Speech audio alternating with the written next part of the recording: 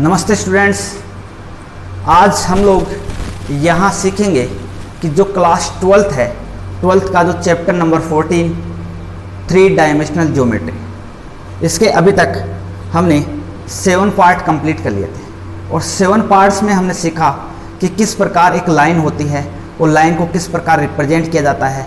Line से related जो भी बेसिक कंसेप्ट थे वो हमने सब क्लियर कर लिए थे।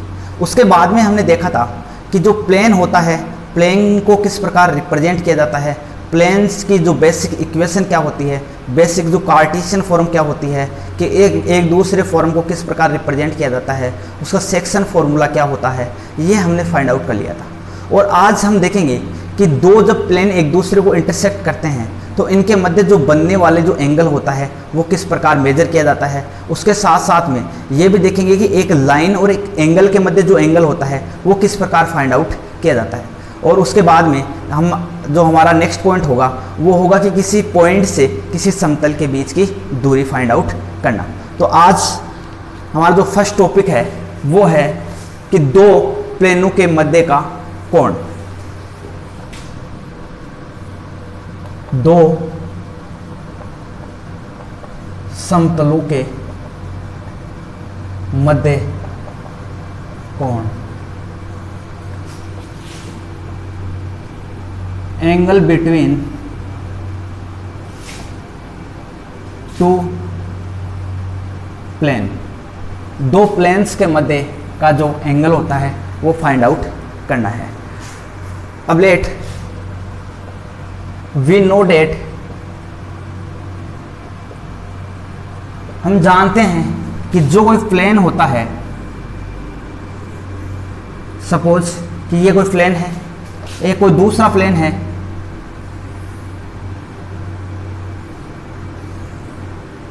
ये दूसरा कोई प्लेन, इनके मध्य का जो एंगल होता है इस एंगल को हमें फाइंड आउट करना है। जैसे इसको मान लिया कि ये प्लेन फर्स्ट है और ये प्लेन सेकंड है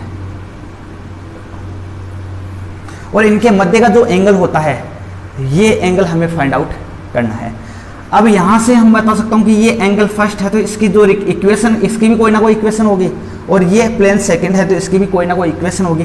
तो इसकी इक्वेशन मान लेता हूं कि मैं आर डॉट N1 केफ बराबर D1, और यहां से मैं मान लेता हूं इसकी जो इक्वेशन होगी आर सदिश, ये सदिश होगा N2 केफ इंटू D2। ये प्लेन फर्स्ट था, ये प्लेन सेकंड था, अर्थात यहां से मैं इस प्लेन को ऐसे भी रिप्रेजेंट कर सकता हूं कि आर सदिश डॉट N सदिश इंटू कैपिटल D, और यहां से क्या लिखता हूं आर सदिश डॉट N2 सदिश बराबर कैपिटल D2, ये D1 ये D2। यहां से जब यहां यूनिट वेक्टर दिया हुआ तो ये फॉर्म होती है, तो इसकी जो मूल बिंदु से जो दूरी होती है वो D होती है। लेकिन यहाँ पे ये जो दूरी होती है ये मूल बिंदु से दूरी नहीं होती है। यहाँ पे जो R होता है ये यूनिट वेक्टर नहीं होकर क्या दिया हुआ होता है, हमें अभिलंब सदिश दिया हुआ होता है। तो इस कंडीशन में हमारे पास यहाँ क्या रहता है, ये क्या रहता है, यूनिट वेक्टर का नहीं रखे अभिलंब सदिश दिया, नॉर्मल जो सदिश होता है नॉर्मल सदिश दिया हुआ रहता है। इस कंडीशन में ये कैपिटल D होता है और यहाँ पे ये इसका समीकरण। जब दो प्लेनों के मध्य का जो हमें एंगल फाइंड आउट करना होता है तो हम जानते हैं कि यहाँ पे इसका जो पैरेलल क्या होगा, इसके कोई ना कोई पैरेलल होगा इस प्रकार। तो यहाँ से मैं इसके मान लेता हूँ कि इसके क्या है पैरेलल, कोई इस प्रकार है और इसके पैरेलल कोई इस प्रकार है। तो इनके मध्य का भी जो एंगल होगा वो कौन सा होगा, ये थीटा वाला एंगल होगा। अर्थात दोनों के मध्य कौन सा एंगल होगा, यहाँ से जो एंगल होगा वो कौन सा एंगल होगा, थीटा के इक्वल के एंगल ही होगा। अर्थात ये दोनों प्लेनों का मध्य का जो एंगल आएगा वो कौन से डायरेक्शन से आ रहा है, यहाँ ये कौन सी डायरेक्शन है, N1 डायरेक्शन है, ये N2 का नॉर्मल सदिश है। तो यहाँ से मैं बोल सकता हूँ इन दोनों के मध्य का जो एंगल क्या आएगा, यहाँ से मैं इनको क्या बोल दूँ, ये N1 N2 बोल सकता हूँ, या इनको क्या बोल सकता हूँ, ये यूनिट वेक्टर की डायरेक्शन है, ये क्या है N1 जो अभिलंब सदिश है, ये अभिलंब सदिश N1 है, ये अभिलंब सदिश क्या है N2 है। तो मुझे दो सदिशों के मध्य का एंगल हम जानते हैं कि वी नो डेट, कि जो दो यूनिट होते हैं, जो वेक्टर होते हैं, दो वेक्टर्स के मध्य का जो एंगल होता है वो हम पहले से जानते हैं कि यदि A सदिश व B सदिश है, दो सदिश हो, देन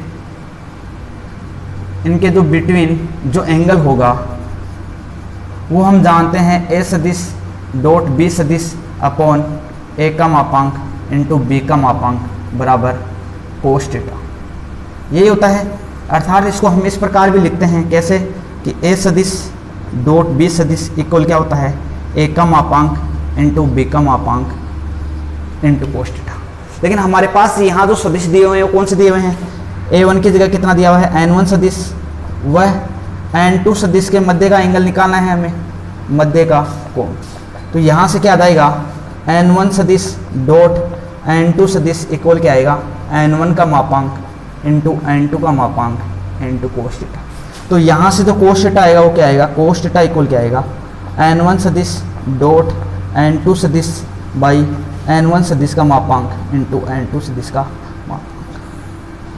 तो ये इस प्रकार हम दो जो प्लेन होते हैं जब वो एक दूसरे को इंटरसेक्ट करते हैं तो इनके मध्य का एंगल फाइंड आउट कर सकते हैं। इसके बाद में हमारा जो नेक्स्ट टॉपिक आता है वो आता है कि किसी प्लेन की किसी रेखा से दूरी, अर्थात ये कोई प्लेन है, प्लेन को कोई ना कोई क्या कर रही है, कोई रेखा इसको इंटरसेक्ट कर रही है, तो इस इंटरसेक्ट करने वाली रेखा तथा प्लेन के मध्य जो एंगल है वो एंगल हमें फाइंड आउट करना है। तो हमारा जो नेक्स्ट पॉइंट है, ये तो आ गया दो प्लेनों के मध्य का एंगल। अब फाइंड आउट करेंगे एक रेखा व एक प्लेन के मध्य का एंगल।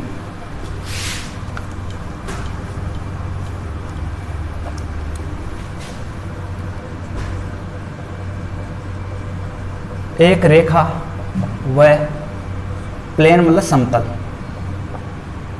समतल के मध्य कोण, लाइन एंड प्लेन के जो बिटवीन जो एंगल होगा वो एंगल हमें फाइंड आउट करना है। जैसे मान लिया कि ये कोई प्लेन है, ये प्लेन है और इसका ये कोई अभिलंब सदिश है एन के, और यहाँ से कोई रेखा जा रही है, ये जैसे मान लिया कोई भी रेखा ये गुजर रही है, ये रेखा है, रेखा का हम जानते हैं आर सदिश बराबर क्या होता है, ए प्लस लेमडा ऑफ बी सदिश, यही होता है। और इसकी जो हमें कौन सा एंगल फाइंड आउट करना है, इसकी जो समतल की जो सतह है प्लस जो इसके क्या करिए कोई रेखा प्रतिच्छेद करती है, तो इस समतल की सतह ये वाली होगी सतह, और तथा इस रेखा के मध्य का ये एंगल हमें क्या करना है, फाइंड आउट करना है। इसको मैं मानता हूं थीटा, और ये क्या है, इसका अभिलंब सदिश, अर्थात इस पे ये क्या होगा, परपेंडिकुलर होगा, क्योंकि ये क्या है, इसका परपेंडिकुलर सदिश है। तो यहां से मैं क्या कर सकता हूं कि यहां से मेरे को पता है कि ये क्या है, एन सदिश है, अभिलंब सदिश एन सदिश, और ये क्या है, इस रेखा का क्या है, सदिश है। तो इसके यहाँ पे इसको क्या बोल सकता हूं कि इसका मतलब क्या होता है, इसका मतलब होता है कि ये जो रेखा है, ये रेखा ए बिंदु से तो क्या करती है, पासिंग करती है, तथा बी जो सदिश होता है, बी सदिश के क्या है, पैरेलल है, अर्थात बी सदिश के यहाँ पे क्या है, ये पैरेलल है। तो बी सदिश तथा मैं यहाँ से अगर एन सदिश के मध्य का एंगल निकालना चाहूँ तो मेरे पास कौन सा एंगल आ जाएगा, ये फाई एंगल। कौन सा आ जाएगा, फाई। तो मैंने मान लिया कि एन सदिश तथा बी सदिश के मध्य बना कोण क्या है, फाई है। और हमें यह भी पता है कि ये जो कोण होगा ये क्या है, इस पे परपेंडिकुलर है, तो यहां से ये फाई है तो ये थीटा है, तो फाई प्लस थीटा कितना हो जाएगा, फाई प्लस थीटा कितना है, 90 डिग्री, क्योंकि जो एन सदिश है ये क्या है, इस रेखा पे क्या है, परपेंडिकुलर है, इस समतल पे क्या है, ये परपेंडिकुलर है। तो यहां से मैं क्या, यहां से मैं निकाल सकता हूं कि एन सदिश तथा बी सदिश के मध्य का जो एंगल निकाल सकता हूं कि जो क्या आएगा, एन सदिश तथा बी सदिश के मध्य कोण, ये क्या आएगा, एन सदिश डॉट बी सदिश इक्वल क्या आएगा, एन सदिश का मापांक इंटू बी सदिश का मापांक इंटू कोस थीटा। यहाँ कोस थीटा की जगह कितना था, एन सदिश और बी सदिश के मध्य थीटा की जगह क्या आएगा, फाई, क्योंकि इन दोनों के मध्य का कौन सा एंगल बना हुआ है, फाई एंगल बना हुआ है, तो ये फाई। लेकिन हमें तो फाइंड आउट थीटा चाहिए, क्योंकि यहाँ से हमें तो इस लाइन के मध्य, इस समतल के मध्य तथा इस लाइन के मध्य एंगल प्राप्त करना है, अर्थात हमें फाई का मान नहीं प्राप्त करना, हमें थीटा का मान क्या करना है, फाइंड आउट करना है। तो यहाँ से इसको सोल्व करते हैं तो ये आ गया कोस फाई इक्वल क्या आ गया, एन सदिश डॉट बी सदिश अपॉन एन सदिश का मापांक इंटू बी सदिश का मापांक। यहाँ से मैं जानता हूँ कि फाइव प्लस थीटा का मान कितना है 90 डिग्री, तो यहाँ से मैं फाइव क्या लिख सकता हूँ, फाइव बराबर क्या लिखता हूँ 90 माइनस थीटा। तो यहाँ से मैंने क्या लिखा, इसको दे दिया मैंने इक्वेशन फर्स्ट, तो बाई इक्वेशन फर्स्ट यहाँ से मैंने क्या कर दिया, थीटा की ए फाइव की तो क्या लिखता हूँ 90 माइनस थीटा, तो ये वैल्यू इसमें पुटअप कर दी।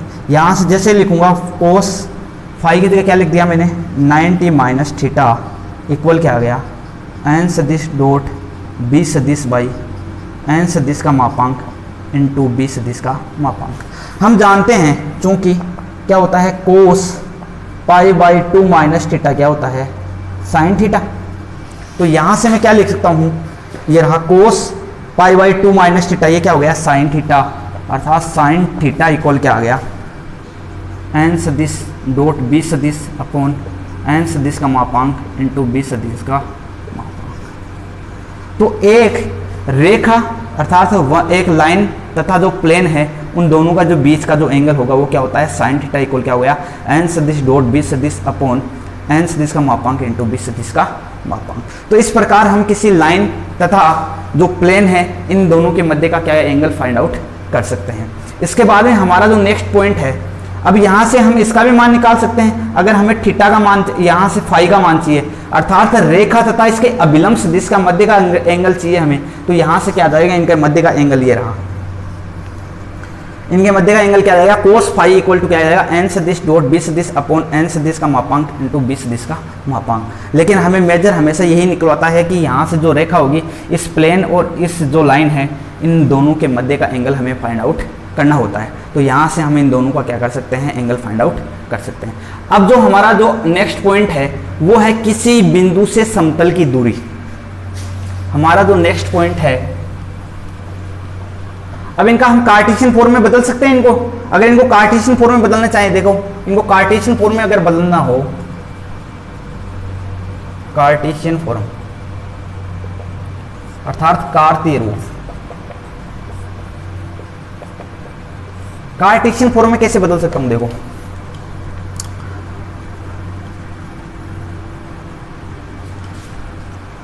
जो एन सदिश होता है हमेशा हम जानते हैं कि जो एन सदिश होता है वो क्या होता है ए आई के प्लस बी जे के प्लस सी के वेयर जहां ए बी सी क्या है डायरेक्शन ऑफ रेशो किसके, इस परपेंडिकुलर सदिश के। यहाँ जो अभिलंब सदिश होगा इस सदिश के क्या है डायरेक्शन रेशो है ए बी सी।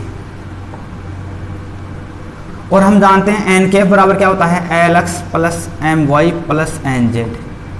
यहाँ जो एल एम और एन ये क्या होते हैं डायरेक्शन कोसाइन किसके होते हैं, ये भी ये परपेंडिकुलर से नॉर्मल सदिश, नॉर्मल वेक्टर, नॉर्मल वेक्टर के क्या होते हैं डायरेक्शन कोसाइन के रूप में इस प्रकार रिप्रेजेंट किया जाता है। लेकिन हमारे पास क्या दिया हुआ है एन सदिश डॉट बी सदिश, और बी सदिश क्या होगा, जो भी लाइन दी हुई है इस लाइन की जो पैरेलल जो लाइन होगी उस लाइन की हमें क्या दिया हुआ है, ये बी सदिश दिया हुआ है। तो यहाँ से बी सदिश का मान दिया हुआ आएगा, तो बी सदिश का मैं मान लेता हूँ कि x1 आई केफ प्लस y1 जे केफ प्लस z1 के केफ, क्योंकि ये हमें जो पॉइंट है ये पॉइंट दिया हुआ आएगा, क्योंकि इस रेखा से क्या जा रही है ये इक्वेशन दी हुई आएगी। तो यहाँ पे हमारे पास b का मान क्या रहेगा पहले से मौजूद रहेगा, और n का मान यहाँ से मैं क्या लिख सकता हूँ कि ये रहा n का मान।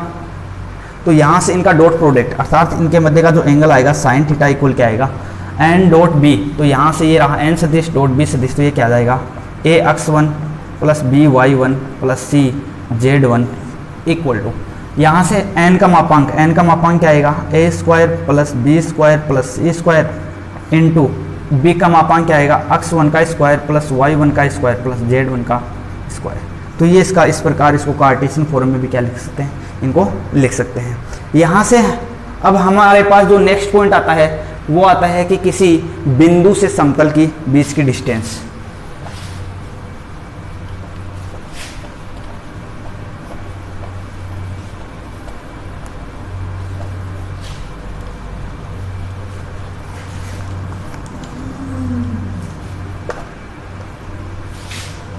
नेक्स्ट जो पॉइंट है कि एक बिंदु से समतल के बीच की दूरी।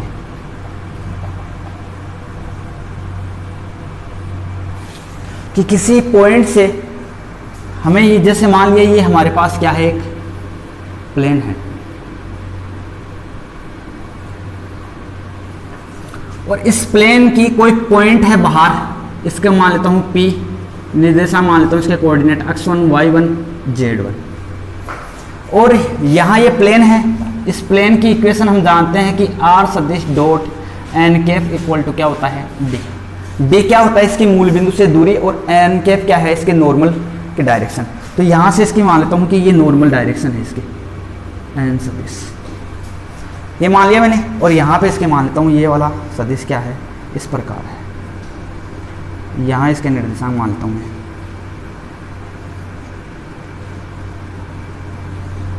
ये x अक्ष, ये y अक्ष, ये z अक्ष, ये इसका क्या आ गया, मूल बिंदु, अर्थात मूल बिंदु को मान लेता हूँ निर्देशांक O, और इसके जो कोऑर्डिनेट होते हैं वो क्या होते हैं, 0 0 0। अब यहाँ से मान लिया कि यहाँ ये कोई पॉइंट था, ये कोई लाइन होगी, ये पॉइंट इस प्रकार ही होगा, इस पॉइंट को कहीं ना कहीं एक दूसरे को क्या करेगी, ये लाइन इसको क्या करेगी, इसको परपेंडिकुलर होगी, इसके परपेंडिकुलर अर्थात किसी पॉइंट के परपेंडिकुलर होगी। तो यहाँ से ये जो दूरी आएगी ये क्या आएगी, d दूरी आएगी इस पॉइंट तक। लेकिन हमें फाइंड आउट कहाँ करनी है, हमें फाइंड आउट करनी है कि इस बिंदु से इस समतल के बीच की दूरी। तो ये समतल के बीच की दूरी यहाँ से, अगर मैं मान लो यहाँ से इसके बीच की दूरी निकाल दूँ, यहाँ पे जैसे मान लो कोई भी पॉइंट है, ये पॉइंट समतल इस प्रकार होगा, तो इस समतल पे कोई ना कोई पॉइंट होगा, तो इस यहाँ से हमें क्या करनी है, इस पॉइंट से इसके मध्य के बीच की दूरी फाइंड आउट करनी है। तो इसका हम क्या करते हैं, सबसे पहले मैं एक ऐसे प्लेन की रचना करता हूँ, यहाँ से इस प्रकार की एक प्लेन की रचना किया मैंने, जो क्या करता है, मैंने एक इमेजिनरी प्लेन बनाया ऐसा, ताकि वो क्या हो जाए, इस प्लेन के बिल्कुल पैरेलल हो जाए। पैरेलल अर्थात ये दोनों प्लेन एक दूसरे के क्या है, परपेंडिकुलर। जो ये प्लेन है ये तो हमारे पास गिवन है, और ये मैंने इमेजिनरी प्लेन है, अर्थात अगर इसका ये n1 है, इसकी डायरेक्शन ये है, तो ये दोनों जब प्लेन एक दूसरे के पैरेलल होंगे तो इनके जो अभिलंब सदिश होंगे वो भी क्या होंगे, एक दूसरे के पैरेलल होंगे। तो एक ही होगा पैरेलल, क्योंकि दो जब प्लेन जब एक दूसरे के पैरेलल होने का मतलब दोनों समांतर है, तो दोनों का जो अभिलंब सदिश होगा वो तो क्या होगा, दोनों का एक ही होगा। इसका भी n कैप होगा तो इसका भी क्या होगा, n कैप होगा, क्योंकि दोनों जो प्लेन है, मैंने क्या मान लिया कि ये जो इमेजिनरी प्लेन है ये क्या है, इसके बिल्कुल पैरेलल है, और पैरेलल प्लेन के यहाँ से जो अभिलंब होगा वही क्या होगा, इस प्लेन के भी अभिलंब होगा। तो यहाँ से मैंने क्या कर लिया कि ये इसकी जो अभिलंब डायरेक्शन होगी वो भी क्या होगी, यहाँ। तो ये पॉइंट है, ये कहीं ना कहीं इसको भी प्रतिच्छेद करेगा, जहाँ मान लिया कि ये पॉइंट था, इसका कोई पॉइंट कि यहाँ तक ये क्या कर रहा है, इसको प्रतिच्छेद कर रहा है। अब हमें ये बताओ कि ये प्लेन और ये प्लेन क्या है, परपेंडिकुलर है। तो यहाँ से ये दूरी निकालू, चाहे ये दूरी निकालू, यहाँ से ये दूरी निकालू, तो ये दोनों क्या आएगी, एक समान आएगी। क्यों, क्योंकि दोनों प्लेन एक दूसरे के क्या होते हैं, इक्वल रहते हैं। और हम जानते हैं कि जब दो रेखाएं एक दूसरे के, चाहे दो रेखाएं हो चाहे दोनों प्लेन हो, इनके मध्य की दूरी हमेशा कैसी होती है, जो लंबवत दूरी होती है, अर्थात ये परपेंडिकुलर दूरी है, डिस्टेंस है, परपेंडिकुलर डिस्टेंस होती है, वो हमेशा क्या होती है, एक समान। तो यहाँ से इसकी भी परपेंडिकुलर डिस्टेंस ही होगी, अर्थात दो प्लेनों के मध्य की जो दूरी होगी, और ये दोनों जो प्लेन है एक दूसरे के क्या है, पैरेलल है, पैरेलल होगी। तो यहाँ से इसकी दूरी और चाहे यहाँ से ये दूरी, दोनों क्या होगी, इक्वल होगी। अर्थात चाहे यहाँ से ये दूरी फाइंड आउट कर लो, चाहे यहाँ से ये दूरी फाइंड आउट कर लो, तो हमेशा इनकी मध्य की जो दूरी आ जाएगी, तो इस पॉइंट की इस प्लेन से क्या आ जाएगी, मध्य की दूरी आ जाएगी। इसको मैं पॉइंट को नाम देता हूँ कि इसको नाम दे दिया मैंने R। अब यहाँ से मैं एक चीज बता सकता हूँ कि ये पॉइंट है, ये इसको क्या कर रहा है, इसको प्रतिच्छेद कर रहा है। यहाँ से ये दूरी कितनी है इसकी, ये n सदिश ही होगा, क्योंकि ये n सदिश की डायरेक्शन में ही है, तो ये इस सदिश के भी है और इस सदिश के भी है। तो यहाँ से मैं ये दूरी मान लेता हूँ कि यहाँ से ये दूरी कितनी है, q दूरी है। यहाँ से मैंने ये क्या मान लिया कि यहाँ से इसकी दूरी कितनी है, q। तो इसका जो निर्देशांक, इस प्लेन का जो इक्वेशन आएगी वो क्या आएगी, यहाँ से ये दूरी कितनी है, q दूरी। तो यहाँ से मैं इसका निर्देशांक क्या बोल सकता हूँ, r सदिश dot n cap equal to क्या आ गया, q। यहाँ पे इसकी दूरी क्या आ गई, q सदिश, अर्थात ये दूरी कितनी है, q। लेकिन हमें दूरी कहाँ से कहाँ तक चाहिए, इस पॉइंट से इस पॉइंट तक की मध्य की दूरी चाहिए। हम जानते हैं यहाँ से यहाँ तक की दूरी कितनी है, टोटल d। लेकिन यहाँ से यहाँ तक इसको क्या बोल सकता हूँ कि ये r सदिश n कैप। r सदिश n कैप का मतलब क्या हो गया, अगर इसके जो गुणनफल अपन जानते हैं, जब r सदिश डॉट n कैप आता है तो इसके जो बाहर के बराबर जो अदिश जो संख्या आती है वो क्या आती है, अदिश जो राशि होती है वो क्या होती है, मूल बिंदु से डिस्टेंस होती है उस प्लेन की। तो यहाँ से इस प्लेन की डिस्टेंस कितनी आ गई, आर सदिश माइनस एन कैप, अर्थात ये क्यू आ गई। तो यहाँ से मैं क्या लिख सकता हूँ बताओ, यहाँ से यहाँ तक की ये दूरी कितनी आ गई, आर सदिश डॉट एन कैप, अर्थात ये क्यू दूरी है, क्यू दूरी ये दोनों इक्वल है। तो यहाँ से मैं इसको क्या बोल सकता हूँ, क्यू दूरी ये है, टोटल दूरी डी थी, तो यहाँ से ये दूरी कितनी आ गई, डी माइनस के क्यू सदिश,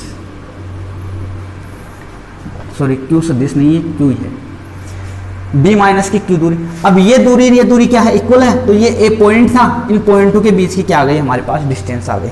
तो यहाँ से मैं क्या बोल सकता हूँ कि जो डिस्टेंस आएगी, डिस्टेंस ऑफ आर पी, अर्थात आर से पी की हमें डिस्टेंस चाहिए, यहाँ से आर से इसको नाम दे दो आर एस नाम दे दो। तो R S, distance of R S कितनी आई हमारे पास, डी माइनस के क्यू।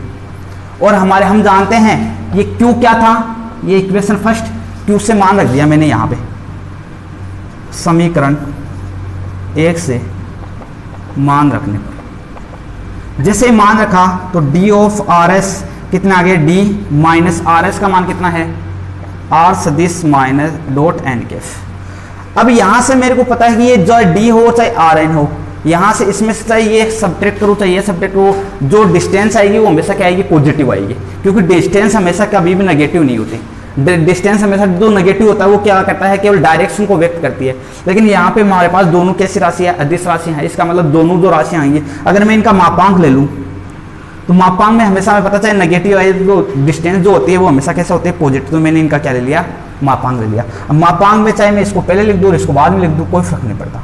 अर्थात अगर मैं मापांक में से लिखता हूँ 2 - 3 चाहे 3 - 2, दोनों का मान कितना होता है, 1 होता है। तो इस कंडीशन में क्या लिखता हूँ, इनको मैंने ऐसे लिख दिया कि D of R S equal क्या लिख दिया, आर सदिश dot N cap minus D सदिश। तो ये क्या आ गई, इनके बीच की डिस्टेंस आ गई। हमने इनके बीच की क्या करनी है, डिस्टेंस फाइंड आउट कर ली।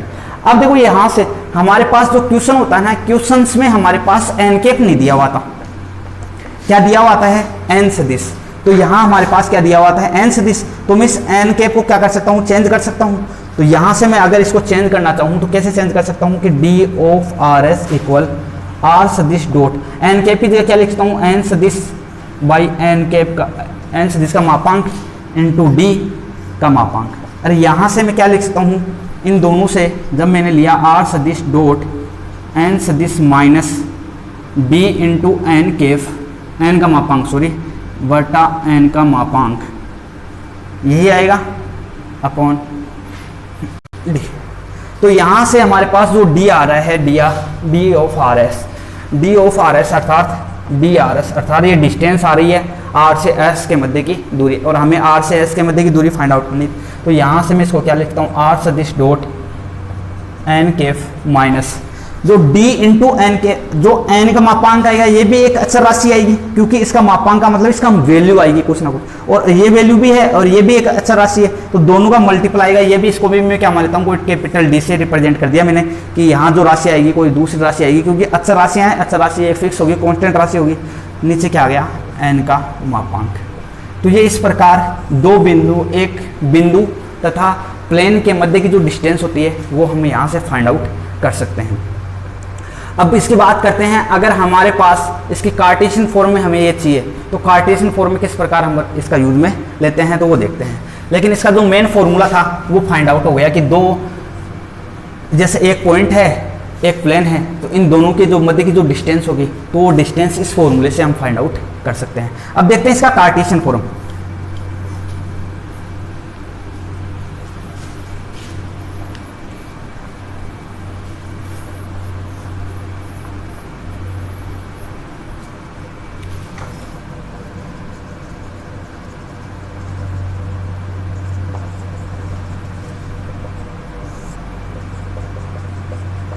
काटते रूप। अब हमें पता है कि यहाँ पे जो एन सदिश ये भी दिया हुआ आएगा, क्योंकि ये जो एन सदिश था ये क्या था, किसी प्लेन का जो अभिलंब सदिश था ये दिया हुआ था, ये हमें दिया हुआ आएगा। अर्थात जो एन सदिश होगा वो क्या होगा, ए आई केफ प्लस बी जे केफ प्लस सी के केफ। अर्थात जहाँ जो ए बी सी है ये क्या है, डायरेक्शन ऑफ रेशियो किसके, प्लेन की। प्लेन की क्या है, डायरेक्शन रेशियो है। और हमारे पास जो आर सदिश है, आर सदिश हम जानते हैं एक्स आई कैप प्लस वाई जे कैप प्लस जेड के कैप, अर्थात ये जो आर सदिश होता है ये क्या होता है, पोजीशन वेक्टर होता है। और डी क्या है, डिस्टेंस है। और एन का मापांक का मतलब क्या हो गया, root of A square plus B square plus C square. जैसे ही मैं इसका मान रखता हूं डी आर एस, यहां से क्या माना जाता है, आर सदिश डॉट एन सदिश, ये रहा आर सदिश डॉट एन सदिश, तो आई कैप से गुणा होगा, तो यहां से क्या आ गया, a x plus B Y plus C z equals to, यहाँ क्या आ गया अपॉन एन का मापांक का क्या मतलब हो गया कि a square plus B square plus C square का मापांक माइनस, सॉरी यहाँ माइनस डी था तो ये डी। यहाँ से मैं अगर इसको और सोल्व करता हूँ तो ये क्या आ गया, डी आर एस इक्वल, यहाँ से मैं इनको अलग अलग कर देता हूँ, a upon root a square plus B square plus C square i cap, sorry x plus b upon root a square plus B square plus C square y plus c upon root a square plus B square plus C square z minus का D.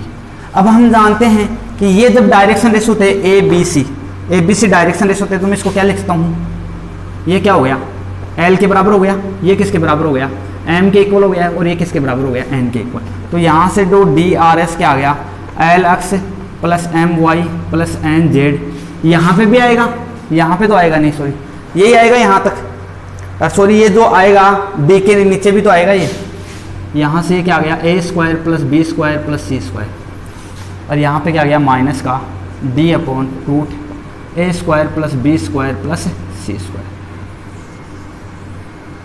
ये किस रूप में आ गया इसका, जो l m n है, एल एम एन ये क्या है, प्लेन के डायरेक्शन कोसाइन है, अर्थात हमें डायरेक्शन रेशियो के रूप में भी इसका जो इक्वेशन थी वो फाइंड आउट कर ली, और डायरेक्शन कोसाइन के रूप में भी किसकी जो इक्वेशन थी हमने क्या कर ली, फाइंड आउट कर ली। तो इस प्रकार एक पॉइंट और एक जो समतल होता है उनके बीच के हमें क्या ज्ञात कर सकते हैं, दूरी फाइंड आउट कर सकते हैं। अब देखो 11th क्लास में हमने, अब देखो इनका यूज कैसे करते हैं, हमारे पास जो क्वेश्चन दिया हुआ आएगा उसमें हम डायरेक्ट ही अपने इसको यूज में लेते हैं। अब देखो कैसे यूज में लेते हैं, इसके क्वेश्चंस करते हैं। एक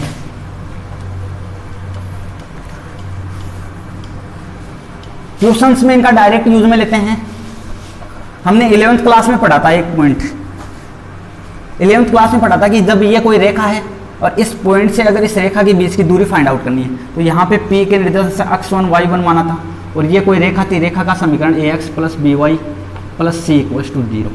ये कोई प्लेन थी, और प्लेन और हमें इनके बीच की मध्य की दूरी फाइंड आउट करनी थी। तो यहाँ से हम दूरी कैसे, डिस्टेंस कैसे फाइंड आउट करते थे कि x और y की जगह इसका मान पुटअप कर देते, x1 plus B y1 plus C equals to A square plus B square, इसका मापांक यही होता था। और सी क्या है, अचर दूरी है, तो इसका क्या करते थे, हम मापांक का मान यूज में लेते थे। तो वही चीज अब ये सेम ऐसा ही है, यहाँ पे हमारे पास क्या आया, हमारे पास डिस्टेंस आई है डी एस आर, हमने फाइंड आउट की थी, तो वो आया था a x plus B Y plus C z minus d upon root a square plus B square plus C square. यही तो आया था, सेम यही तो है। यहाँ पे जो डी था वहाँ प्लस में था, तो यहाँ माइनस में है, ये तो एक ही बात है। और यहाँ ये 3 डायमेंशनल में आ गया, ये 2 डायमेंशनल में था, और वहाँ हमें पॉइंट निकालनी थी कि एक रेखा से किसी बिंदु की दूरी, यहाँ हम निकाल रहे हैं एक समतल की किसी पॉइंट से दूरी। तो सेम सूत्र ही है, सेम तरीके से काम में लेना है। तो यहाँ तो ये अलग था थोड़ा सा, और यहाँ अलग है। अब इसका एक क्वेश्चन करते हैं, जैसे कि एक प्लेन की इक्वेशन दी हुई है हमें,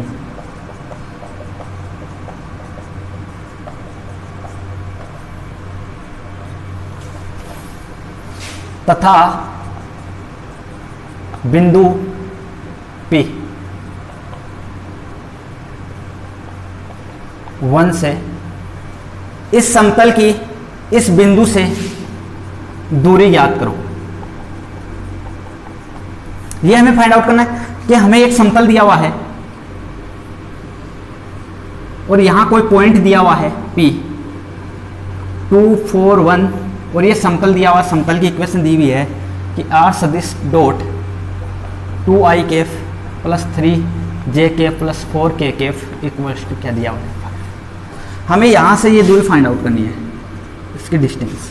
हम जानते हैं कि जो अब देखो यहाँ पे जो अभी इसके जो मल्टीप्लाई में आ रहा है वो क्या आ रहा है, एन सदिश, एन कैप नहीं है, क्योंकि एन कैप होता तो यहाँ जी क्या होता है, यूनिट वेक्टर होता, लेकिन यहाँ पे यूनिट वेक्टर नहीं है। इसलिए मैं ये किस प्रकार की इक्वेशन है, आर सदिश डॉट एन सदिश बराबर क्या दिया हुआ है, कैपिटल डी। यहाँ पे उस टाइम क्या आता है, कैपिटल डी। तो इस कंडीशन में हम क्या करते हैं, यहाँ से मैंने क्या लिख दिया कि यहाँ से हमें इसके बीच की जो दूरी फाइंड आउट करनी है, तो हम यहाँ से क्या करते हैं, इस आर सदिश को मैंने किस में बदल दिया, आर सदिश बराबर हम जानते हैं क्या होता है, एक्स आई कैप प्लस वाई जे कैप प्लस जेड के कैप, ये तो होता है। तो यहाँ से मैं जैसे इनमें मान पुटअप करता हूँ तो यहाँ से ये जो प्लेन की जो इक्वेशन आ गई, प्लेन की जो इक्वेशन है वो क्या आ गई, 2x plus 3y plus 4k equals to क्या आ गई, ये। अर्थात ये प्लेन की इक्वेशन है। इस प्लेन की इक्वेशन से कहाँ से हमें दूरी फाइंड आउट करनी है, इसको मान लिया क्यू बिंदु, तो हमें क्या दूरी निकालनी है, डिस्टेंस ऑफ पी क्यू हमें फाइंड आउट करना है।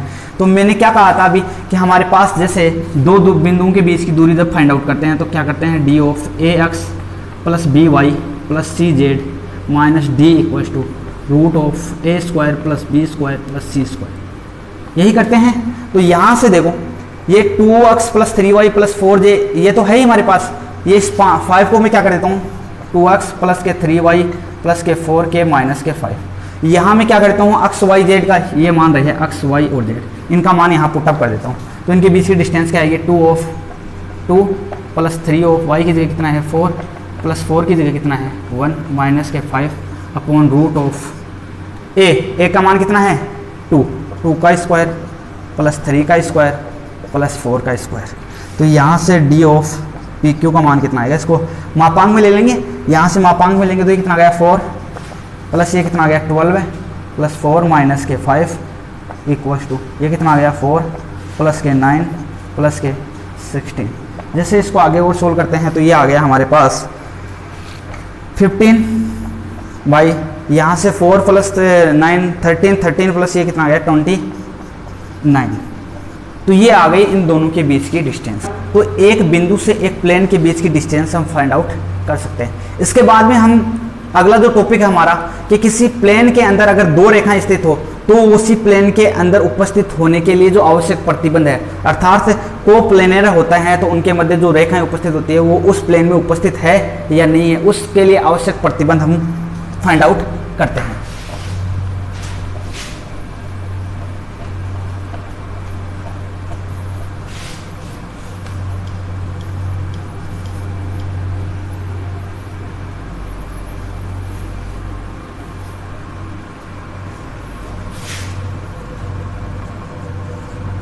तो नेक्स्ट पॉइंट वो आता है कोप्लेनरिटी ऑफ टू लाइंस, अर्थात जो कोप्लेनर के रूप में जो लाइंस होते हैं उन लाइंस के लिए जो नेसेसरी कंडीशन होती है वो नेसेसरी कंडीशन हम फाइंड आउट करते हैं। जैसे मान लिया ये कोई प्लेन है और इसके अंदर कोई लाइन है, ये वन लाइन, और ये लाइन कोई है कि ये इसको मान लिया मैंने लाइन 2। अब हमें इस लाइन की इक्वेशन पता है कि ये क्या है, आर सदिश बराबर है a1 plus lambda of b1, और ये कोई दूसरा सदिश है जिसकी दूसरा कोई लाइन है, उस लाइन की जो इक्वेशन है वो आर सदिश बराबर a2 plus lambda of b सदिश। यहाँ इसका मतलब क्या हो गया कि ये उस लाइन की इक्वेशन है जो a1 पॉइंट से जाती है, अर्थात ये क्या है, इसका a1 पॉइंट मान लिया, और ये क्या करता है a2 पॉइंट से जाता है, और ये क्या है इसके पैरेलल है, अर्थात ये b1 सदिश है, और इसके पैरेलल मानना चाहूँ तो ये क्या है b2 सदिश है। हमें ये एक आवश्यक प्रतिबंध, ऐसा हमें कंडीशन फाइंड आउट करनी है कि ये दोनों रेखाएं इस प्लेन के अंदर उपस्थित है या नहीं है। अगर ये उपस्थित है तो कौन सी कंडीशन के थ्रू है, वो कंडीशन हमें वो क्या करनी है, फाइंड आउट करनी है। कि अगर मैं उस कंडीशन में रखता हूं तो वो कंडीशन अगर ये बोल दे कि ये कंडीशन अगर सेटिस्फाई है तो मैं बोल सकता हूं कि ये दोनों लाइन क्या करती है, ये एग्जिस्ट करती है किसके अंदर, इस प्लेन के अंदर। वरना अगर वो जो कंडीशन है वो कंडीशन अगर सेटिस्फाई नहीं कर पाती है तो मैं बोल दूंगा कि ये दोनों लाइन क्या करनी करती, ये एग्जिस्ट नहीं करती इस प्लेन के अंदर। तो इसके प्लेन की जो फाइंड आउट, इसकी जो नेसेसरी कंडीशन है वो फाइंड आउट करते हैं। ये इसका x मान लिया, ये y मान लिया, ये z मान लिया। ये ए बिंदु से इसका जो सदिश होगा वो क्या होगा, A1 सदिश, और इसकी जो पोजीशन वेक्टर होगा ये होगा A2 सदिश। और हमें पता है कि इन दोनों के मध्य का जो सदिश होगा वो क्या होगा। यहाँ इनको पॉइंट नाम देता हूँ कि ये A, ये पॉइंट B, ये इनका मूल बिंदु O के जो कोऑर्डिनेट होते हैं वो क्या होते हैं 0 0 0। ये x अक्ष हो गई, ये y अक्ष हो गई, ये z अक्ष हो गई। और मूल बिंदु से किसी पॉइंट की जो पोजीशन होती है उसको बोलते हैं उसकी स्थिति सदिश पोजीशन वेक्टर। तो यहाँ से जो B पॉइंट है, B पॉइंट की जो पोजीशन वेक्टर वो क्या दिया हुआ है, A2 सदिश दिया हुआ है। यहाँ से मैं बता सकता हूँ कि जो AB सदिश होगा, हम जानते हैं कि एक ट्राइंगल है, ट्राइंगल में सेम दिशाओं का आपस में क्या हो जाता है ऐड। तो A सदिश, ये A1 सदिश, सॉरी ये A2 सदिश, तो A1 सदिश प्लस AB सदिश इक्वल टू क्या होगा, A2 सदिश। यहाँ से क्या लिख सकता हूँ, A2 सदिश इक्वल टू क्या आ गया, A2 सदिश माइनस A1 सदिश। जो AB सदिश होगा ये क्या होगा, A2 सदिश माइनस A1 सदिश। अर्थात जो AB सदिश होगा ये AB सदिश कितना होगा, A2 सदिश माइनस A1 सदिश। अब यहाँ से हमें पता चल गया कि ये जो सदिश है, ये अगर ये लाइन दोनों क्या करेगी, ये दोनों लाइन इसमें एग्जिस्ट करेगी। अर्थात ये दोनों लाइन, जो लाइन है ये क्या कर रही है, प्लेन में एग्जिस्ट कर रही है, एग्जिस्ट कर रही है। तो A2 माइनस A1 भी क्या करेगा, इस प्लेन में एग्जिस्ट करेगा। और ये दोनों एग्जिस्ट करेगा। तो यहाँ से मैं एक चीज़ बता सकता हूँ कि यहाँ से जो B1 क्रॉस B2 क्या होगा, यहाँ से एक चीज जो B1 क्रॉस B2, B1 सदिश क्रॉस B2 सदिश, ये क्या होगा, B1 क्रॉस, ये दोनों क्या कर रही है प्लेन में। अगर ये वाली जो दोनों लाइन है ये अगर दोनों एग्जिस्ट कर रही है किसके अंदर, प्लेन के अंदर, तो ये भी वाकिफ है कि इनका जो पैरेलल सदिश है ये भी क्या करेगा, इनमें इन दोनों में क्या करेगा, लाइज करेगा। अर्थात ये दोनों एग्जिस्ट करेंगे। अब ये दोनों एग्जिस्ट करेंगे तो इनका जो क्रॉस प्रोडक्ट होगा वो क्या आ जाएगा, इन दोनों सदिशों को क्या आएगा, परपेंडिकुलर। अर्थात जो परपेंडिकुलर आएगा इसका मतलब क्या होगा कि ये दोनों अगर सदिश इसमें क्या कर रहे थे, एग्जिस्ट कर रहे थे, तो इनका B1 क्रॉस जो B2 सदिश आएगा वो क्या आएगा, इन दोनों सदिशों को क्या आएगा, परपेंडिकुलर। तो ये दोनों इस प्रकार थे, तो इनका जो सदिश आएगा वो क्या आएगा, इनके परपेंडिकुलर। और हम जानते हैं कि जब ये दोनों परपेंडिकुलर आएंगे तो ये किसके परपेंडिकुलर आएगा, इस R सदिश AB सदिश के भी क्या आएगा, परपेंडिकुलर होगा। अर्थात मैं क्या बोल सकता हूं, जो B1 जो B2 सदिश होगा यह क्या होगा, यह AB सदिश के क्या होगा, AB सदिश के लंबवत होगा। इफ अगर ये दोनों लाइन क्या कर रही है, एग्जिस्ट कर रही है इस प्लेन के अंदर, तो ये दोनों लाइन एग्जिस्ट करेगी, तो हमें पता है कि जो B1 और B2 ये दोनों लाइन भी क्या करेगी, एग्जिस्ट करेगी इस प्लेन के अंदर। तो B1 और B2 दोनों लाइन एग्जिस्ट करेगी, तो इनका जो क्रॉस प्रोडक्ट होगा वो क्या, किस चीज को निरूपित करता है, इनके परपेंडिकुलर सदिश को। अर्थात जो B1 क्रॉस B2 होगा ये क्या करेगा, इस लाइन के क्या करेगा, परपेंडिकुलर होगा। और इस लाइन के परपेंडिकुलर होगा तो हम जानते हैं कि जो AB सदिश है इसके भी क्या होगा, परपेंडिकुलर होगा। तो हम जानते हैं कि जब दो सदिश, when two vector are perpendicular,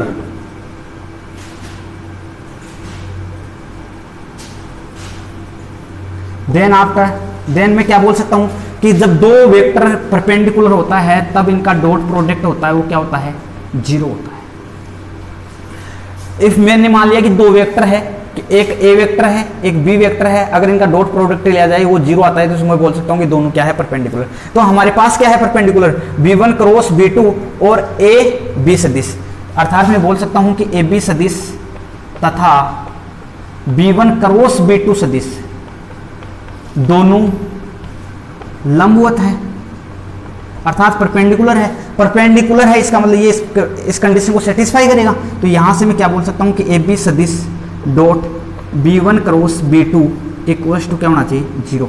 और AB सदिश हम जानते हैं क्या है, A2 माइनस, तो यहां से A2 माइनस A1 सदिश डॉट B1 क्रॉस B2।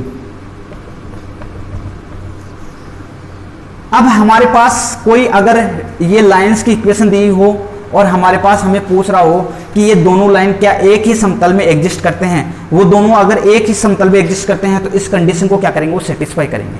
अर्थात A2 minus A1 dot B1 cross B2 का अगर डॉट प्रोडक्ट किया जाता है 0 आ जाता है, तो मैं बोल दूंगा कि ये दोनों लाइन क्या करती है, प्लेन में एग्जिस्ट करती है। और वरना मैं क्या बोल दूंगा कि ये दोनों लाइन प्लेन में एग्जिस्ट नहीं करती है। तो यह जो ये कंडीशन होगी, ये कंडीशन किसको व्यक्त करती है कि किसी लाइन का जो दो लाइन है, किसी कोप्लेनर में दो लाइंस का एग्जिस्ट करने की नेसेसरी कंडीशन है। तो इस कंडीशन के आधार पे बता सकता हूँ कि ये दोनों लाइनें होंगी वो प्लेन में एग्जिस्ट करेगी या नहीं करेगी। तो इसके अब बाद में इसका जो अपना नेक्स्ट पॉइंट आता है वो आता है कि इसके जो बेसिक कंसेप्ट है वो हमारे कंप्लीट हो गए। इसके बाद में जो एक्सरसाइज थी, एक्सरसाइज के जो इंपॉर्टेंट क्वेश्चंस है उनको हम करते हैं यहाँ पे। तो स्टार्ट करते हैं एक्सरसाइज के इंपॉर्टेंट क्वेश्चन। अब हमारा जो फर्स्ट क्वेश्चन दिया हुआ है कि इस दो समतल दिए हुए हैं, इन दोनों समतलों के जो मध्य का जो एंगल है वो फाइंड आउट करना है। तो जो फर्स्ट समतल दिया हुआ है, प्लेन दिया हुआ है, उस प्लेन की इक्वेशन ये दी हुई है और सेकंड जो प्लेन दिया हुआ है उसकी इक्वेशन ये दी हुई है। और हम जानते हैं कि जो कोई प्लेन होता है उसकी इक्वेशन क्या होती है, r सदिश cos n के इक्वल क्या होता है, क्योंकि यहाँ पे जो n सदिश दिया है n वेक्टर के रूप में दिया हुआ। दो इक्वेशन होती है r सदिश डॉट n के इक्वल टू d और r सदिश डॉट n सदिश बराबर होता है d। तो यहाँ पे हमें ये वेक्टर सदिश तो दिया हुआ नहीं है, इसलिए हमें n सदिश का मान दिया हुआ है। तो यहाँ पे हमारे पास जो n1 सदिश है इसका मान दिया हुआ है 2i के माइनस का j के प्लस का 2k, और n2 सदिश दिया हुआ है 3i के प्लस 6j के माइनस के 2k। n जो 1 सदिश दिया हुआ है, n2 सदिश दिया हुआ है, और हम जानते हैं कि दो सदिश चाहे दो समतल की बात करते हैं, दो समतलों का जो मध्य का जो एंगल होता है वो होता है cos थीटा बराबर n1 सदिश डॉट n2 सदिश अपॉन n1 सदिश का मापांक इनटू n2 सदिश का मापांक।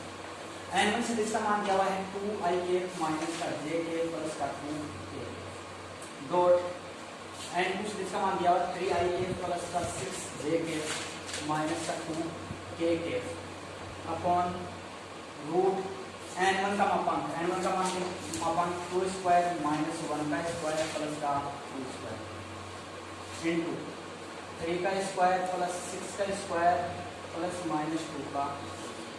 यहाँ से जैसे इसको सोल्व करते हैं तो 2i के इनटू ये 3i के कितना हो गया 6 माइनस का 1 इंटू प्लस का 6 तो माइनस का 6 2i के माइनस का 4 ये माइनस का 4 और रूट ये कितना हो जाएगा 2 का स्क्वायर 4 तो ये आ गया 4 प्लस 1 प्लस के 4 तो ये कितना हो गया रूट 9 और ये हो गया 9 प्लस 36 प्लस के 4 ये हो गया 49। जब इसको सोल्व करते हैं इसको इसमें लेते हैं अपन मापांक, तो यहाँ से cos थीटा का मान कितना आ गया माइनस के 4 अपॉन 3 ये कितना आ गया 7 तो ये आ गया 4 अपॉन, तो यहाँ से आ गया थीटा इक्वल टू कितना आ गया cos इनवर्स 4/20। तो इस प्रकार हम दो प्लेन के जो मध्य का जो एंगल होता है वो फाइंड आउट कर सकते हैं। अब देखते हैं नेक्स्ट क्वेश्चन। नेक्स्ट क्वेश्चन दिया हुआ है कि ये दो समतल दिया हुआ है, इन दोनों समतलों के मध्य का हमें क्या करना है एंगल फाइंड आउट करना है। तो ये जो सदिश जो वेक्टर दिए हुए हैं ये हमें इस बार कार्टेशियन फॉर्म में दिए हुए हैं, तो इसका सॉल्यूशन करते हैं। अर्थात जो हमारे पास जो इक्वेशन दी हुई है प्लेन की, ये प्लेन की इक्वेशन जो दी हुई है हमें कार्टेशियन फॉर्म में दी है, और कार्टेशियन फॉर्म में जो प्लेन होता है प्लेन की इक्वेशन होती है ये a अक्ष प्लस dy प्लस cz बराबर d। यहाँ से मैं इनको मानता हूँ a1 a2 a3। इसी प्रकार जो दूसरा इक्वेशन दिया है इसको क्या मान लेता हूँ a2 अक्ष प्लस b2y प्लस c2z क्या आ गया।